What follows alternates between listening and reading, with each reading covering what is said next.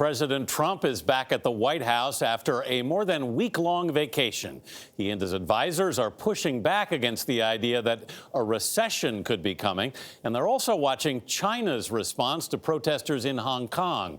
Chip Reid's at the White House. Chip, the president is trying to give Beijing some advice.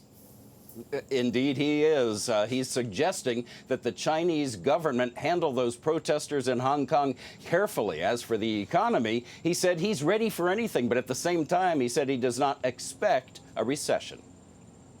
I think it would be very hard to deal if they do violence. Sending a signal to Chinese President Xi Jinping on Sunday, President Trump warned that government retaliation against protesters in Hong Kong could threaten a potential trade deal with the U.S. President Xi obviously has this in mind because he probably would have acted faster. Even so, the president suggested he might not pull back on tariffs against China anytime soon. I'm just not ready to make a deal yet. The U.S. economy has been a bright spot for Donald Trump's presidency. He's overseen a flourishing job market with a nearly 50-year low unemployment rate and a generally strong stock market. But last week, the Dow plunged 800 points in one day, the biggest single-day drop of the year as investors forecast concerns with the global economy.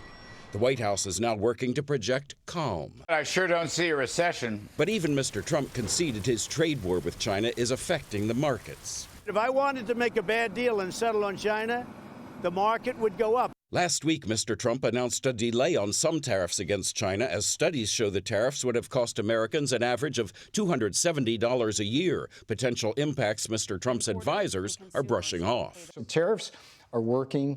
They're an important part of the strategy to bring the Chinese to the negotiating table. White House Chief Economic Advisor Larry Kudlow said that if talks with the Chinese go well over the next 10 days, then Chinese officials will come here to the United States to continue those talks. Tony? All right, Chip, thank you very much.